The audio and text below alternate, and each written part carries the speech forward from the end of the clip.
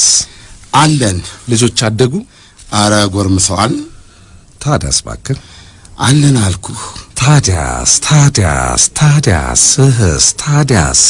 ታዲያስ ኡፍ እንደው እንዲህ አይነቱ ሰላምታ ትክት ድክም ስልችት አድርጋችሁ ዓለም ነዋሴና ደረጀ ኃይልን ታዲያስ አድማጮቻችን ደረጀ የዚህ የእሁድ ፕሮግራም የምሳ እንደማመጥ ምሳካር ላይ ምን እንደሚያለው ምሳካር ማጆች ነው ወይስ ምሳከኛ ወይ እንደ ማወራረጃ ዛሬ ምን አለን ዛሬ በዴና ነው ጣይታ በዴና እንጀራ በተለይ ወስሙን የነበረሳው እንጀራና ጤፍ ነው እንጀራና ጤፍ ዛሬ መሃል ቦታ ላይ ይዛለች አድማጮቻችን እንጀራ እየበሉ እንጀራን እንዲሰሙ ነው እንጀራ ውስጥ ህይወት ጽናት አብሮነት አለ ብለን ነው የምናስበው የጋራ መገለጫችን የጋራ ማንነታችን ነው እንጀራን ወደ አፍ ስናደርግ አንድም ለሆዳችን አንድም ለልባችን ነው ሆድም መንፈስም የሚያረካ ምግብ ቢኖር ጤፍና አትንላለን እንጀራ በነገራችን ላይ ምን የጤፍ አይነት ጥራ ብትባል ምን ትቆጥራለህ በቀደም ሳንሳሳት እንዴት ነጭ ጤፍ ማኛ ጤፍ እሺ ሰርገኛ ክልስ ነው እሺ የቀይና ነጭ ለበበሉ ባለመጋዘን ቤቶችና ሸማቾች እንዲሁም ጤፍ ቤቶች ዓለምነ ትክክል ነው ሰርገኛ ክልስ ነው እሺ እና ዳቦ ክልስ ምን አመጣው ሰርገኛ ላይ ክልስ የሚባል ነገር የለም ክልስ የሚባል ጥይት አለ የተከለሰ ባሩድ እኔ የጤፍ ክልስ አላውቅም አለ ሰርገኛ ነጭም አይደለም ቀይም ሰርገኛ ነው ከነጭ ደብዘዝ ይላል ከቀይም ይፈካል ታዲያ ክልስ ምን አመጣው ነጭ አይደለም ሙሉ በሙሉ ወይም ደግሞ ቀይ አይደለም ዳቦ አይደለም ሙሉ በሙሉ ወይ ዳቦ እሺ ሌላው ልጠይቅ አንተን ጤፍ ምን ታክላለች የሰናፍጭ ቅንጣት በሴንቲሜትር አስቀምጣት በሴንቲሜትር አለካዋትማ አላነበብኩኝ እሺ አንዱ ያነሳልኝ ጥያቄ ነው ፕሮግራሙ ሲሰሙ ለምሳሌ ስንዴን ውሰድ ቀጠፍ አርጋሽ ተራምጥታ በሳታፍ አመሳ አርገህ ትበላለህ አመሳ በቆሎ ጠበስ ባቄላ ቆላ ጤፍን ግን እንዴት ነው የምታረገው ፕሮሰሱ ይታያል ይሄንን ፕሮሰስ እንጀራውን እስክትበላ እንዴት አወቁት ማተገለጠለት በጣም እንደዚህ ስትመራመር ራሱ ስሙን እንጀራ ማን አለው እንዴት ተባለ ይሄ ራሱ በጣም ነው የሚያውቁ አድማጮቻችን ካሉ 81 እንዲሁም መስመሩ ክፍት ነው ዛሬ አብረን እንብላይን እንጀራ አብረን የመጀመሪያው ዝግጅት ወወሃብኮሙ ሲሳዮሙ ለሕዝበ ኢትዮጵያ ይላል ግዙ ለኢትዮጵያውያን ምግባቸውን ሰጣቸው ይላል ትርጉሙ በአማርኛ ሊቀ ትጉሃን ታረቀኝ የተሰኘው የቤተ ክርስቲያን ሰው በሞባይሌ ያደረሱኝ መልእክት ነው ከመጽሐፍ ቅዱስ ጠቅሰው የምግባችን ጤፍ ነው አሉና ሳረኩ ለዚህ አስተያየታቸው መነሻ የሆናቸው ባለፈው ሮብ ስለ ጤፍና እንጀራ ያቀረብነው ዝግጅት ነበር ከሊቀ ትጉሃኑ ታረቀኝ የተዘከርኩት ግዕዝ መሰጠኝ ወወሃብኮሙ ሲሳዮሙ ለሕዝበ ኢትዮጵያ እስቲ አድማጮች ልብ በሉ በአንዳንዶች የጊዜ ስሌት ከክርስቶስ ልደት በፊትና በኋላ ያለው ተደምሮ እስከ 10,000 ዓመታት ዕድሜ የሚተምኑላት ጤፍ የሐበሻ መሰለሽ ምግብ እንደሆነች አለች ይህን እውነት ይበልጥ የሚያጣፍጠው ለመሆኑ የመጀመሪያዎቹ እንጀራ በሊታዎች ኢትዮጵያውያን ማንና ማን ነበሩ መሆኑን ይችን ቅንጣት የምታክል ፍሬ አጭዶ ከመከመር አንስቶ ጋግሮ እስከ መብላት የዘለቀውን ረጅም አስገራሚ ሂደት ለነዛ የመጀመሪያ ኢትዮጵያውያን ማን ገለጠላቸው ይሆን የሚያስበላው ስንዴን በፍሬው ቆልተው ይበሉታል በቆሎንም እንደዚሁ ባቄላና ሽምብራን ጠርጥረው በሸቱም ይበሉታል ጤፍን ግን እንዲህ በቀላሉ አይበሉትም መጀመሪያ ይችን ማይክሮስኮፒክ ልትባል የቀረበች ቅንጣት ከሳሩ መሃል ለይቶ ማወቅ ራሱን የቻለ ታምር ነው ከማነሷ የተነሳ 1 ኪሎግራም ጤፍ ለመስፈር 3 ሚሊዮን የጤፍ ፍሬዎች ሊከማቹ ያስፈልጋል። አንዳንድ ጊዜ አንዲት ፍሬ ጤፍ መዳፎ መሃል ላይ ተቀምጣ እንኳ ላትታየው ስለምትችል ጥፍት ያለች ይመስሎታል። የስሟ አወጣጥ መነሻም ይሄ እያለች የምትጠፋበት የደቃቃነቷ ጉዳይ ነው። ጤፍ ጠፋ ከሚለው ቃል በተዛምዶ የተወሰደ ነው። ቀደምት የሰሜን ኢትዮጵያና የሸዋ የእንጀራ ተመጋቢዎች ይችን ነቁጥ ፍሬ አጭደው ከምረው ወቅተው በወንፊት አንፍሰው በሰፌድ አበጥረው አስፈጭተው አብኩተውና ጋግረው ሞንሟና እንጀራ በሰፌድ ሌማት ላይ ዘፍ የማድረጉን ረጅም ልዩ ጥበብ መጀመሪያ ማን አስተማራቸው ወይም እንዴት ተገለጠላቸው በማለት ያስጠይቃል። እዚህ ላይ ነው የሊቀ ትጉሃን ታረቀኝ የግዕዝ ጥቅስ መልስ ሆኖ የሚገኘው። ወበሀብኮሙ ሲሳዮሙ ለሕዝበ ኢትዮጵያ፣ ለኢትዮጵያውያን ምግባቸውን ሰጣቸው እንዲሉ። ጤፍ በዋነኛነት 3 ዝነኛ መልኮች አሏት። ማኛው ነጭ፣ ክልሱ ሰርገኛና ዳቦ ቀዩ ጤፍ። ጤፍ ይህን መልኳን ይዛ አፈር ላይ ወድቃ ስትነሳ ይዛ የምትወጣው መልኳ የሚደነቅ ነው። ነጩን ጤፍ ጥቁር መሬት ላይ የዘሩት እንደሆነ ንጥረ ነገሩን ይዞ መልኩን ግን ሳይለውጥ ማኛ ነጭ እንደሆነ ይወጣል። የዘሩት ደግሞ ቀይ አፈር ላይ ከሆነ የራሱን ቀለም ትቶ የአፈሩን ቀለም ተጋብቶ ቡኒ ወይም ዳቦ ሆኖ ይወጣል። ጤፍ ከማነሷ የተነሳ የ1 ሴንቲሜትር 1/10ኛ እንኳ አትሆንም።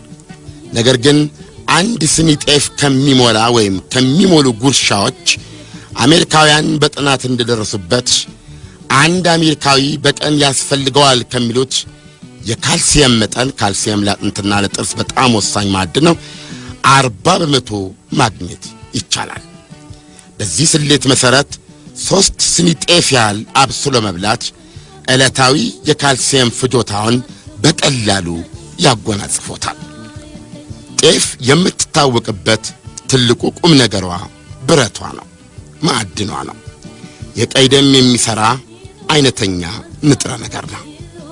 ትውልዱ የሰሜን ኢትዮጵያ ደጋ ወይና ደጋ ምድሮች ሆኑት ኢትዮጵያዊ ጤፍ ከሀገራችን መላ የሰብል ምርቶች ውስጥ 1/4ኛውን በየዓመቱ የሚሸፍን ግዙፍ አቅርቦታችን ነው። ጤፍ እንጀራ የሚበላ ሰው ደም ማነስ ብሎ ነገር አይሞክረውም። ደም ደግሞ ውድ አድማጮች ራሱ ሕይወት ነው። ብረት ከነስሙ በሌላ መልኩ ደግሞ ጽናት ነው። በአንድ ጊዜ ሕይወትና ጽናት። ይህ ምስጢር ነው በኢትዮጵያ 1952 መጨረሻ 1953 ዋዜማ ጳጉሜ 5 ምሽት በባዶ እግር በዓለምና በኦሎምፒክ ክብረ ወሰን ያበበ ቢቂላ ሌጀንድ የወለደው። እንጀራ አብራንም እያለች ሁሌም ቀዩን፣ አልጫውን፣ ቅቅሉን፣ ጥብሱን፣ ክትፎን፣ ጎረዱን ወይም ሙዳ ቡሩንዶን እያጠቀስንና እያረሰረስን እየጠቀለንና እየሸበለልን ነግቢ በሞቴ እያልናትም ሌጀንድ ናት። ነቁጥ የማከሏን ደቃቃነት ያህል አገር ታጠግባለች። ስታጠግብ ደግሞ ሆድህን ብቻ ሳይሆን መንፈስህንም ነው። ወጡ እንኳ ባይኖር በአዋዜ ድልህ ወይም በቲኖ ሚጥሚጣ ተምተም አድርጋ 1-2 ብትጎርስላት ውሃ ታስጠጣለች። እሷን ስንቅ አርገህ ዳሽን ተራራን ወገቡ ድረስ ብትሮጥ ቅም አይልህም። ከዛሬ 117 ዓመታት በፊት በ1888 እንደ ትናንት የካቲት 23 ቀን ጣሊያንን አድዋ ተራሮች ግርጌ ስር ምሽግ ያደረጉት ከአራቱም አቅጣጫዎች የተጠራሩ ሀበሾች አቅማቸው፣ ጉልበታቸው፣ ብልሃታቸው እሷ ነበረች። በአይናማው ሞንሟናው እንጀራችን ውስጥ የተሰነቀችዋ ጤፋችን በተኩሱ መሃል አገልግል ውስጥ ፍትፍት ነበረች። በድርቆሽ መልክ ተሰንቃ ነበረ። የሀበሻ እግረኞች የፋሽስት ጣሊያንን ሜካናይዝድ እንደብቅ ያበራዩት በዚች ቅንጣት አንዳች ጉልበት እንደ ባትሪ ተሞልቶ ነበር።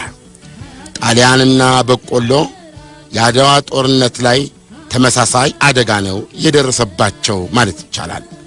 ሲተረት በቆሎ ከጤፍ ወድ ዱቄት የሚወጣ አይመስላትም ይባላል።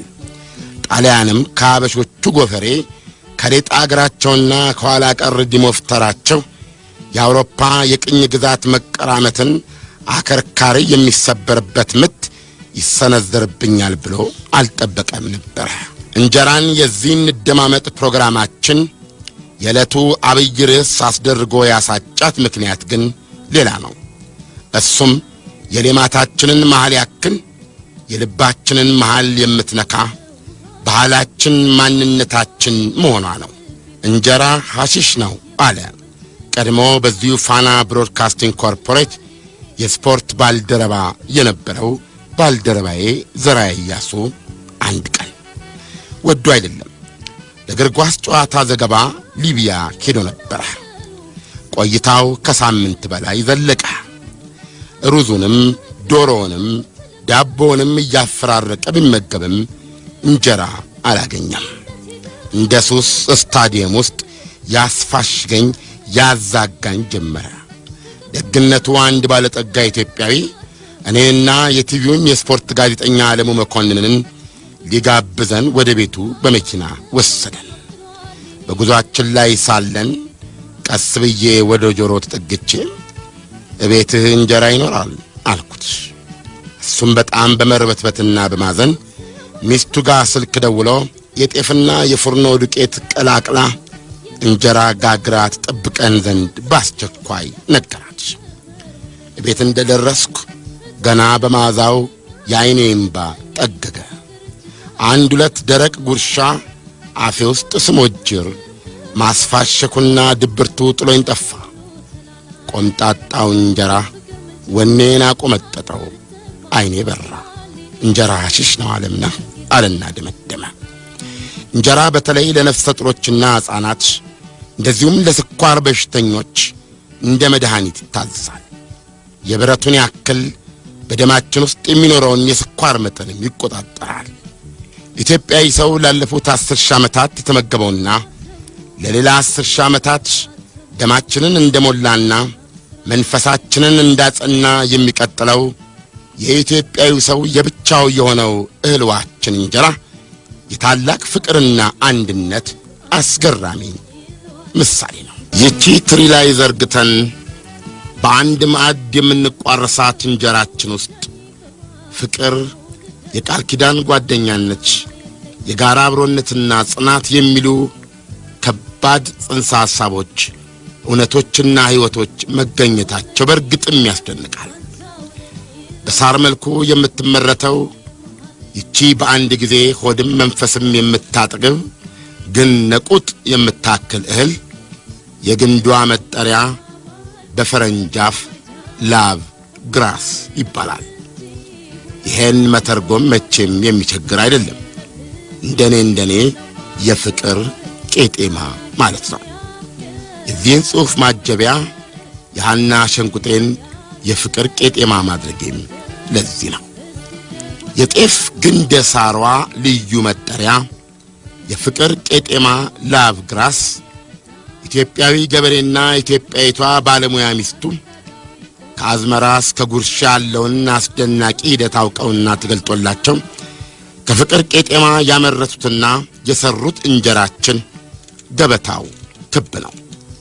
እንደ ፈረንጅ እንደ ሮማውያኑ ስልጣኔ መነሻ 4 ማዕዘን ጠረጴዛ ሳይሆን ሁላችንን በማዕድ ዙሪያ የሚያሰባስበን ክብ ገበታ ነው።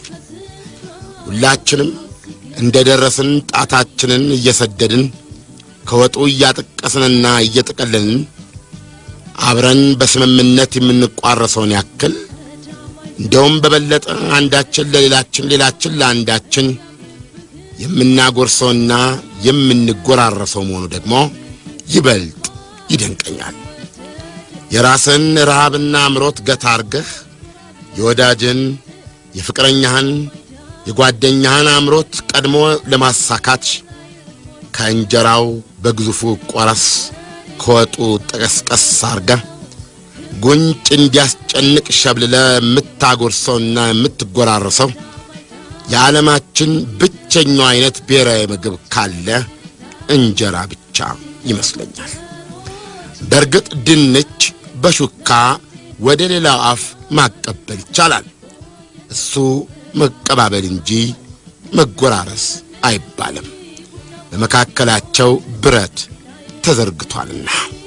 ምክንያቱም የፍቅር ስረ መሰረታዊ ፍቺ አንዱ ሌላውን እንደራሱ ወይም ከራሱ በላይ አርጎ የመቀበልና የመውደዱ ጸጋ ነው። ይህን ለመግለጽ ፍቅረኛሞች አንዳቸው ለሌላቸው በገዛ ጣቶቻቸው እንዲበሉ አይፈቅዱም። እሱ በሷ ጣት እሷ በሱ ጣቶች ካልሆነ በስተቀር አይጎርሱ። ጉንጭ የሚያስጨንቅ የፍቅር መጎራረስ ባህል ያለው እኛና እንጀራችን ውስጥ ብቻ ነው ብዬ አምናለሁ። ሁሉም ነገር ግዕዙ እንዳለው ይመስለኛል። ወበሃብኮሙ ሲሳዮሙ ለሕዝበ ኢትዮጵያ። እነሆ በማጠቃለያ የእንጀራችን ፍቅርና አይነተኛ ጽናት መገለጫችንን ልንገራችሁ። የተደጋገመ ቢመስልም እመኑኝ አድማጮች አዲስነት አያጣውም። በ52 ምሽት በ53 ዋዜማ ጳጉሜ 5 ቀን በሮማ ከተማ ፈረንጆቹ ከከሲታነቱ አንጻር በአውራ ዶሮ እግሮች ላይ የሚሮጥ ይመስላል ያሉት ሌጀንደሪው አበበ ቢቂላ ያውም ያለ ጫማ ያውም በዓለምና በኦሎምፒክ ክብረ ወሰን ያውም የመጀመሪያው ሉዓላዊ ጥቁር ሀገር አትሌት ሆኖ ማራቶን በፊሊፒደስ መንፈስ ያሸነፈበት ታላቅ ምስጢር እንጀራ ነበረች። ደምና ብረት፣ ሕይወትና ጽናት በትልቁ ማዕቀፍ ፍቅር ውስጥ የፍቅር ቄጤማ ውስጥ እንጀራ የመንፈስ ምግብ ናት። ጨረቃ ላይ በመንኮራኮር የማረፍ ያክል የተቆጠረ በሁለንተናው ፋናጊ የሆነ አንጸባራቂ ድል ያስመዘገበ ታላቅ ሰው በሮም ኦሎምፒክ ከፍጻሜ በኋላ ሲጠየቅ እኔ የዓለም እንጂ የኢትዮጵያ ሻምፒዮን አይደለሁም ብሎ የመናገሩ ትህትና አስገራሚ ዝቅ ባይነት ማንም ይሆናል ብሎ የጠበቀው አልነበረም። እንጀራ የበላ ሰው ትሁት፣ እንጀራ የሚበላ ሰው ልዕልና ያለው ሙሉ ሰው ነው ወይም መሆን አለበት። ምክንያቱም በጓደኞች መሃል የተከበበ ብቻ ሳይሆን ከራሱ የሚያስቀድመው ባልንጀራ አለውና እንጀራና ባልንጀራን ልብ ይሏል። አበበ ቢቂላ በሮም እኔ የኢትዮጵያ ሻምፒዮና አይደለሁም ያለው በሀገር ቤት በህመም የቀረውን ባልንጀራውን ዋሚ ቢራቱን ከሱ በላይ ሲያነግስ ነው። ለመሆኑ የአበበ ቢቂላ ባልንጀር ለመሆን የቻሉት ዋሚ ቢራቱ ማን እንደሆኑ ያውቃሉ? የሩጫውን ነገር ተውት፣ እሱ እስኪሰለቸን ተብሏል። እኔ እስከማቀው ዋሚ ቢራቱ ማለት ሰርክ እሁድ ከፈረንሳይ ለጋሲዮን መኖሪያቸው እስከ መሃል አዲስ አበባ በእግራቸው እየኳተኑ ከሆስፒታል ሆስፒታል እየዞሩ በር እየከፈቱና ግንባር እየዳበሱ የሞላለት 1 ኪሎ ብርቱካንና 1 ኪሎ ሙዝ ይዘው ካልሆነም እጅና እግራቸውን ይዘው በር እየከፈቱ ህሙማንን እግዚአብሔር ይማራችሁ የማለት አስገራሚ እንግዳ ልምድ የነበራቸው ልዩ ሰው ናቸው። ከጻድቃን ድርሳናት ላይ ዘልወጡ መንፈስ እስኪመስሉ ድረስ ለአዛውንቱ ዋሚ ቢራቱ ሁሉም ሰው ዘመዳቸው ነው። እንደሳቸው ሰው ስለሆነ ብቻ። አበበና ዋሚ እንጀራ ተቋርሰውና ተጎራርሰው በቃል ኪዳን ያጸኑት ባልንጀራነት አትሌቲክሳችንን ዛሬ ላለበት አድርሶታል፣ ታሪኩንም አውርሶታል። እርስ በርስ መዋደድ፣ መከባበርና መማማር፣ አብሮ መኖር ትብብር ላይ እንጂ አጉል ፍክክር ላይ ያልተገነባ ግብረ ገባዊነት የኛ ብቻ የሆነው እንጀራችን ዋንኛ ትርጉም ነው። በስደትም በጦርነትም የሚከተለን ስንቃችን፣ ድርቆሻችን ወደ ሆድም ወደ ልባችንም የምንጎርሰው ቅኔ እንጀራችን ነው። ባልንጀራነት ከእንጀራ ስላደመጣችሁኝ አመሰግናለሁ። እንጀራ ይጣላችሁ፣ ባልንጀራ ይስጣችሁ። እንደ እንጀራ ሕይወት ፍቅርና ጽናት ያጎናጽፋችሁ። በሞቴ አፈር ሶና አብረን እንብላ። በሞቴ ይችን ጉርሻ ብቻ ተቀበሉኝና ደግሜ ያልመጣቦትም እንባባል። ይህንን በምንም አይነት ምድራዊ ከንቱነት ተታለን ልንረሳ አንችልም። ልባችን ላይ እንነቀሰዋለን። እግዚአብሔር ሆይ እንጀራን ከኔ 10,000 ዓመታት በፊት እንደፈጠርካት ሁሉ ከኔ በኋላም ሌላ 10,000 ዓመታት አኑርልን። በገበታዋ ዙሪያ አሰባስበን። አሜን። መልካም ሳውድ አድማጮች፣ የፍቅር ቄጤማ ዓለም ኤስኤምኤስ መልእክቶች ላይ ተለጥፋል። ከቅድም ጀምረህ ተተካል። አንዴ ትስቃለህ፣ አንዴ በተለያየ አድናቆት ሰጥቷል። ደስ ይላል። ብራቮ፣ ደስ የሚል አቀራረብ። እንጀራ ይወጣላችሁ። ጽጌ ከመቀሌ ኤዲዎች እግዚአብሔር ቅዳሜና እሑድና ሮብ ሁለት አስተያየት እንዲደግመው እንዲደግምልን በሳምንት ውስጥ ማለት ነው ብንጠይቅ ብሏል። ለእኛ ስራ ይበዛብናል። ጥሩ። ዛሬ ለየት ያለ ክብርና ትኩረት ለስልክ ሰጥተናል። ገነት ስላለች መሐላችን ሲገብታለች። ጥያቄው ተመልሷል። እንግዲህ የሚያወጣት ተቋሞ እስከሌለ በዚሁ ትጸናለች። እስቲ ዛሬ አድማጮች በስልክ ላይ ያሉትን በመጀመሪያው አድማጬ እንግዲህ ስልክ የደወለላችሁ ፓፒዮ ከአዲስ አበባ ነው። ምንድነው ያለው? እኔ የሚዲያ ቀበኛ ነኝ፣ ትልቅ ፍራቻ አለኝ። ደረጀ የጀመርከውን ነገር አትጨርስም። ለምሳሌ ቴሌቪዥን ላይ ትሄዳለህ፣ ታቋርጣለህ፣ አንድ ቦታ ላይ ጀመራል እና አታሳቀኝ እንዳትሄድ ከዚህ ላይ ብለዋል። እኔ ለዚህ ምንም ምላሽ የለኝም። ማለምን ነው ደረጀ አትጥፋብኝ ማለት አታሳቀኝ። በቴሌቪዥን 8 ዓመት ሳያቋርጥ ነው ያገለገለው።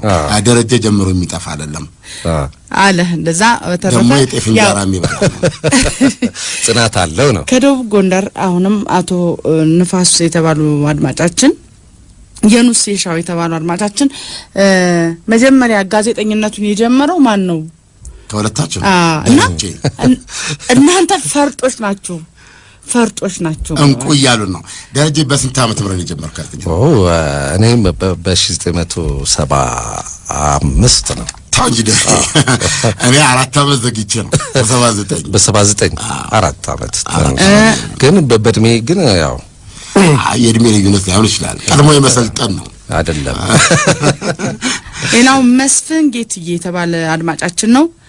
ሁለቱም መጣመራቸው ስጋ ትክክለኛው ቢላውን እንዳገኘ ማለት ነው። ማን ነው ስጋው? ማን ነው? እሺ ብለዋል። እንግዲህ ያው ግርማ ከንፋስ ስልክ የኛ ሀገር ልምድ እንዳየ ነው ብለዋል።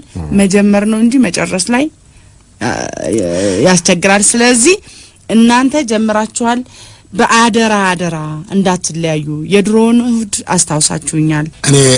እኔም ደረጀን አደንቃለሁ። ደረጀም እኔም ያደንቃል። እንግዲህ አይለያየን ከማለት ውጪ ምንም ማለት አይቻልም። እንደ ሰው አመል አስቸጋሪ ነው፣ እንደ እግዚአብሔር ግን ይቻላል። ትያለሁ በዚህ በ3 ወር ግብግብ ነው ያደረከኝ። መሸስ እንደዚሁ ያው ደህና ማለት ሮብ ደግሞ እንዳጠፉ ፕሮሰሱ ይታያል። ይሄንን ፕሮሰስ እንጀራውን እስክትበላው እንዴት አወቁት? ማተገለጠለት በጣም እንደዚህማ ስትመራመር ራሱ ስሙን እንጀራ ማን አለው? እንዴት ተባለ? ይሄ ራሱ በጣም ነው የሚያውቁ አድማጮቻችን ካሉ 8111 እንዲሁም መስመሩ ክፍት ነው። ዛሬ አብረን እንብላይን እንጀራ አብረን እንበላለን። የመጀመሪያው ዝግጅት ወወሀብኮሙ ሲሳዮሙ ለሕዝበ ኢትዮጵያ ይላል ግዕዙ።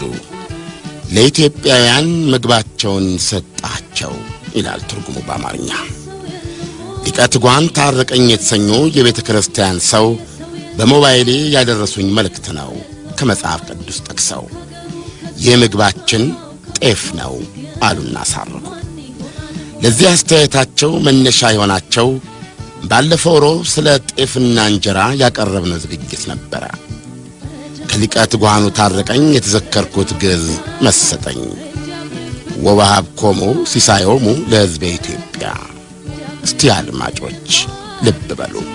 በአንዳንዶች የጊዜ ስሌት ከክርስቶስ ልደት በፊትና በኋላ ያለው ተደምሮ እስከ 10,000 ዓመታት ዕድሜ የሚተምኑላት ጤፍ የሀበሻ መሰለሽ ምግብ እንደሆነች አለች። ይህን እውነት ይበልጥ የሚያጣፍጠው ለመሆኑ የመጀመሪያዎቹ እንጀራ በሊታዎች ኢትዮጵያውያን ማንና ማን ነበሩ? መሆኑን ይችን ቅንጣት የምታክል ፍሬ አጭዶ ከመከመር አንስቶ ጋግሮ እስከ መብላት የዘለቀውን ረጅም አስገራሚ ሂደት ለነዛ የመጀመሪያ ኢትዮጵያውያን ማን ገለጠላቸው ይሆን የሚያስበላው? ስንዴን በፍሬው ቆልተው ይበሉታል። በቆሎንም እንደዚሁ። ባቄላና ሽምብራን ጠርጥረው በሸቱም ይበሉታል። ጤፍን ግን እንዲህ በቀላሉ አይበሉትም። መጀመሪያ ይችን ማይክሮስኮፒክ ልትባል የቀረበች ቅንጣት ከሳሩ መሃል ለይቶ ማወቅ ራሱን የቻለ ታምር ነው። ከማነሷ የተነሳ 1 ኪሎግራም ጤፍ ለመስፈር 3 ሚሊዮን የጤፍ ፍሬዎች ሊከማቹ ያስፈልጋል። አንዳንድ ጊዜ አንዲት ፍሬ ጤፍ መዳፎ መሃል ላይ ተቀምጣ እንኳ ላትታየው ስለምትችል ጥፍት ያለች ይመስሎታል። የስሟ አወጣጥ መነሻም ይሄ እያለች የምትጠፋበት የደቃቃነቷ ጉዳይ ነው። ጤፍ ጠፋ ከሚለው ቃል በተዛምዶ የተወሰደ ነው። ቀደምት የሰሜን ኢትዮጵያና የሸዋ የእንጀራ ተመጋቢዎች ይችን ነቁጥ ፍሬ አጭደው ከምረው ወቅተው በወንፊት አንፍሰው በሰፌድ አበጥረው አስፈጭተው አብኩተውና ጋግረው ሞንሟና እንጀራ በሰፌድ ሌማት ላይ ዘፍ የማድረጉን ረጅም ልዩ ጥበብ መጀመሪያ ማን አስተማራቸው ወይም እንዴት ተገለጠላቸው በማለት ያስጠይቃል። እዚህ ላይ ነው የሊቀ ትጉሃን ታረቀኝ የግዕዝ ጥቅስ መልስ ሆኖ የሚገኘው። ወወሀብኮሙ ሲሳዮሙ ለሕዝበ ኢትዮጵያ፣ ለኢትዮጵያውያን ምግባቸውን ሰጣቸው እንዲሉ። ጤፍ በዋነኛነት 3 ዝነኛ መልኮች አሏት። ማኛው ነጭ፣ ክልሱ ሰርገኛና ዳቦ ቀዩ ጤፍ። ጤፍ ይህን መልኳን ይዛ አፈር ላይ ወድቃ ስትነሳ ይዛ የምትወጣው መልኳ የሚደነቅ ነው። ነጩን ጤፍ ጥቁር መሬት ላይ የዘሩት እንደሆነ ንጥረ ነገሩን ይዞ መልኩን ግን ሳይለውጥ ማኛ ነጭ እንደሆነ ይወጣል። የዘሩት ደግሞ ቀይ አፈር ላይ ከሆነ የራሱን ቀለም ትቶ የአፈሩን ቀለም ተጋብቶ ቡኒ ወይም ዳቦ ሆኖ ይወጣል። ጤፍ ከማነሷ የተነሳ የ1 ሴንቲሜትር 1/10ኛ እንኳ አትሆንም። ነገር ግን 1 ስኒ ጤፍ ከሚሞላ ወይም ከሚሞሉ ጉርሻዎች አሜሪካውያን በጥናት እንደደረሱበት አንድ አሜሪካዊ በቀን ያስፈልገዋል ከሚሉት የካልሲየም መጠን፣ ካልሲየም ለአጥንትና ለጥርስ በጣም ወሳኝ ማዕድን ነው፣ 40% ማግኘት ይቻላል። በዚህ ስሌት መሰረት 3 ስኒ ጤፍ ያህል አብስሎ መብላት ዕለታዊ የካልሲየም ፍጆታውን በቀላሉ ያጎናጽፎታል። ጤፍ የምትታወቅበት ትልቁ ቁም ነገሯ ብረቷ ነው፣ ማዕድኗ ነው። የቀይ ደም የሚሰራ አይነተኛ ንጥረ ነገር ነው። ትውልዱ የሰሜን ኢትዮጵያ ደጋ ወይና ደጋ ምድሮች ሆኑት ኢትዮጵያዊ ጤፍ ከሀገራችን መላ የሰብል ምርቶች ውስጥ 1/4ኛውን በየዓመቱ የሚሸፍን ግዙፍ አቅርቦታችን ነው። ጤፍ እንጀራ የሚበላ ሰው ደም ማነስ ብሎ ነገር አይሞክረውም። ደም ደግሞ ውድ አድማጮች ራሱ ሕይወት ነው። ብረት ከነስሙ በሌላ መልኩ ደግሞ ጽናት ነው። በአንድ ጊዜ ሕይወትና ጽናት። ይህ ምስጢር ነው በኢትዮጵያ 1952 መጨረሻ 1953 ዋዜማ ጳጉሜ 5 ምሽት በባዶ እግር በዓለምና በኦሎምፒክ ክብረ ወሰን ያበበ ቢቂላ ሌጀንድ የወለደው። እንጀራ አብራንም እያለች ሁሌም ቀዩን፣ አልጫውን፣ ቅቅሉን፣ ጥብሱን፣ ክትፎውን፣ ጎረዱን ወይም ሙዳ ቡሩንዶን እያጠቀሰንና እያረሰረስን እየጠቀለንና እየሸበለልን ነግቢ በሞቴ እያልናትም ሌጀንድ ናት። ነቁጥ የማከሏን ደቃቃነት ያህል አገር ታጠግባለች። ስታጠግብ ደግሞ ሆድህን ብቻ ሳይሆን መንፈስህንም ነው። ወጡ እንኳ ባይኖር በአዋዜ ድልህ ወይም በቲኖ ሚጥሚጣ ተምተም አድርጋ አንድ ሁለት ብትጎርስላት ውሃ ታስጠጣለች። እሷን ስንቅ አርገህ ዳሽን ተራራን ወገቡ ድረስ ብትሮጥ ቅም አይልህም። ከዛሬ 117 ዓመታት በፊት በ1888 እንደ ትናንት የካቲት 23 ቀን ጣሊያንን አድዋ ተራሮች ግርጌ ስር ምሽግ ያደረጉት ከአራቱም አቅጣጫዎች የተጠራሩ ሀበሾች አቅማቸው፣ ጉልበታቸው፣ ብልሃታቸው እሷ ነበረች። በአይናማው ሞንሟናው እንጀራችን ውስጥ የተሰነቀችዋ ጤፋችን። በተኩሱ መሃል አገልግል ውስጥ ፍትፍት ነበረች። በድርቆሽ መልክ ተሰንቃ ነበረ። የሀበሻ እግረኞች የፋሽስት ጣሊያንን ሜካናይዝድ እንደ ብቅ ያበራዩት በዚች ቅንጣት አንዳች ጉልበት እንደ ባትሪ ተሞልቶ ነበረ። ጣሊያንና በቆሎ የአድዋ ጦርነት ላይ ተመሳሳይ አደጋ ነው የደረሰባቸው ማለት ይቻላል። ሲተረት በቆሎ ከጤፍ ወድ ዱቄት የሚወጣ አይመስላትም ይባላል። ጣሊያንም ከሀበሾቹ ጎፈሬ ከሌጣ እግራቸውና ከኋላ ቀር ዲሞፍተራቸው የአውሮፓ የቅኝ ግዛት መቀራመትን አከርካሪ የሚሰበርበት ምት ይሰነዘርብኛል ብሎ አልጠበቀም ነበር። እንጀራን የዚህን ደማመጥ ፕሮግራማችን የዕለቱ አብይ ርዕስ አስደርጎ ያሳጫት ምክንያት ግን ሌላ ነው። እሱም የሌማታችንን መሃል ያክል የልባችንን መሃል የምትነካ ባህላችን፣ ማንነታችን መሆኗ ነው። እንጀራ ሐሺሽ ነው አለ ቀድሞ በዚሁ ፋና ብሮድካስቲንግ ኮርፖሬት የስፖርት ባልደረባ የነበረው ባልደረባዬ ዘራይ ያሱ አንድ ቀን ወዶ አይደለም ለእግር ኳስ ጨዋታ ዘገባ ሊቢያ ሄዶ ነበር። ቆይታው ከሳምንት በላይ ዘለቀ። ሩዙንም ዶሮውንም ዳቦውንም እያፈራረቀ ቢመገብም እንጀራ አላገኘም። እንደ ሱስ ስታዲየም ውስጥ ያስፋሽገኝ ያዛጋኝ ጀመረ። ደግነቱ አንድ ባለጠጋ ኢትዮጵያዊ እኔና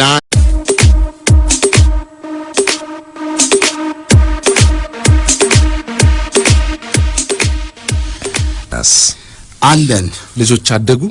አረ ጎርምሰዋል። ታዲያስ ባክህ አለን አልኩ። ታዲያስ ኡፍ እንደው እንዲህ አይነቱ ሰላምታ ትክት ድክም ስልችት አድርጋችሁ ዓለም ነዋሴና ደረጀ ኃይልን ታዲያስ አድማጮቻችን ደረጀ የዚህ የእሁድ ፕሮግራም የምሳ እንደማመጥ ምሳካር ላይ ምንድን ያለው ምሳካር አድማጮች ነው ወይስ ምሳከኛ ወይ እንደ ማወራረጃ ዛሬ ምን አለን? ዛሬ በዴና ነው። ጣይታ በዴና እንጀራ በተለይ ወስሙን ይዤ ነበር ረሳሁኝ። እንጀራና ጤፍ ነው። ጤፍ ዛሬ መሃል ቦታ ላይ ይዛለች። አድማጮቻችን እንጀራ እየበሉ እንጀራን እንዲሰሙ ነው። እንጀራ ውስጥ ህይወት፣ ጽናት፣ አብሮነት አለ ብለን ነው የምናስበው። የጋራ መገለጫችን፣ የጋራ ማንነታችን ነው። እንጀራን ወደ አፍ ስናደርግ አንድም ለሆዳችን አንድም ለልባችን ነው። ሆድም መንፈስም የሚያረካ ምግብ ቢኖር ጤፍ ናት እንላለን። እንጀራ በነገራችን ላይ ምን የጤፍ አይነት ጥራ ብትባል ምን ትቆጥራለህ? በቀደም ሳንሳሳት እንዴት ነጭ ጤፍ፣ ማኛ ጤፍ፣ እሺ፣ ሰርገኛ ክልስ ነው፣ እሺ፣ የቀይና ነጭ። ልብ በሉ ባለመጋዘን ቤቶችና ሸማቾች እንዲሁም ጤፍ ቤቶች ዓለምነት ትክክል ነው። ሰርገኛ ክልስ ነው፣ እሺ። እና ዳቦ ክልስ ምን አመጣውን? ሰርገኛ ላይ ክልስ የሚባል ነገር የለም። ቀይና ነጭ ክልስ የሚባል ጥይት አለ፣ የተከለሰ ባሩድ። እኔ የጤፍ ክልስ አላውቅም። አለ ሰርገኛ ነጭም አይደለም ቀይም ሰርገኛ ነው። ከነጭ ደብዘዝ ይላል፣ ከቀይም ይፈካል። ታዲያ ክልስ ምን አመጣው? ነጭ አይደለም ሙሉ በሙሉ ወይም ደግሞ ቀይ አይደለም ዳቦ አይደለም ሙሉ በሙሉ ወይ ዳቦ እሺ ሌላው ልጠይቅ አንተን ጤፍ ምን ታክላለች የሰናፍጭ ቅንጣት በሴንቲሜትር አስቀምጣት በሴንቲሜትር አለካዋትማ አላነበብኩኝ እሺ አንዱ ያነሳልኝ ጥያቄ ነው ፕሮግራሙ ሲሰሙ ለምሳሌ ስንዴ እንሰድ ቀጠፍ አርጋሽ ተማምጥታ ሳታፍ አመሳ አርገህ ትበላለህ አመስ ነው በቆሎ ጠበስ ባቄላ ቆላ ጤፍን ግን እንዴት ነው የምታረገው የቲቪውን የስፖርት ጋዜጠኛ አለሙ መኮንንን ሊጋብዘን ወደ ቤቱ በመኪና ወሰደን በጉዟችን ላይ ሳለን ቀስ ብዬ ወደ ጆሮ ተጠግቼ እቤትህ እንጀራ ይኖራል አልኩት እሱም በጣም በመርበትበትና በማዘን ሚስቱ ጋር ስልክ ደውሎ የጤፍና የፉርኖ ዱቄት ቀላቅላ እንጀራ ጋግራት ጠብቀን ዘንድ ባስቸኳይ ነገራት ቤት እንደደረስኩ ገና በማዛው የአይኔ እንባ ጠገገ አንድ ሁለት ደረቅ ጉርሻ አፌ ውስጥ ስሞጅር ማስፋሸኩና ድብርቱ ጥሎኝ ጠፋ ቆምጣጣው እንጀራ ወኔን አቆመጠጠው አይኔ በራ እንጀራ ሽሽ ነው አለና ደመደመ እንጀራ በተለይ ለነፍሰ ጡሮችና ሕፃናት እንደዚሁም ለስኳር በሽተኞች እንደ መድኃኒት ይታዘዛል የብረቱን ያክል በደማችን ውስጥ የሚኖረውን የስኳር መጠን ይቆጣጠራል ኢትዮጵያዊ ሰው ላለፉት 10 ዓመታት የተመገበውና ለሌላ 10 ዓመታት ደማችንን እንደሞላና መንፈሳችንን እንዳጸና የሚቀጥለው የኢትዮጵያዊ ሰው የብቻው የሆነው እህልዋችን እንጀራ የታላቅ ፍቅርና አንድነት አስገራሚ ምሳሌ ነው ይቺ ትሪ ላይ ዘርግተን በአንድ ማዕድ የምንቋረሳት እንጀራችን ውስጥ ፍቅር የቃል ኪዳን ጓደኛነት የጋራ አብሮነትና ጽናት የሚሉ ከባድ ጽንሰ ሐሳቦች እውነቶችና ህይወቶች መገኘታቸው በርግጥም ያስደንቃል በሳር መልኩ የምትመረተው ይቺ በአንድ ጊዜ ሆድም መንፈስም የምታጠግብ ግን ነቁጥ የምታክል እህል የግንዷ መጠሪያ በፈረንጃፍ ላቭ ግራስ ይባላል ይሄን መተርጎም መቼም የሚቸግር አይደለም እንደኔ የፍቅር ቄጤማ ማለት ነው የዚህን ጽሑፍ ማጀቢያ የሃና ሸንቁጤን የፍቅር ቄጤማ ማድረግም ለዚህ ነው የጤፍ ግንደ ሳሯ ልዩ መጠሪያ የፍቅር ቄጤማ ላቭ ግራስ ኢትዮጵያዊ ገበሬና ኢትዮጵያዊቷ ባለሙያ ሚስቱ ከአዝመራ እስከ ጉርሻ ያለውን አስደናቂ ሂደት አውቀውና ተገልጦላቸው ከፍቅር ቄጤማ ያመረቱትና የሰሩት እንጀራችን ገበታው ክብ ነው እንደ ፈረንጅ እንደ ሮማውያኑ ስልጣኔ መነሻ 4 ማዕዘን ጠረጴዛ ሳይሆን ሁላችን በማዕድ ዙሪያ የሚያሰባስበን ክብ ገበታ ነው ሁላችንም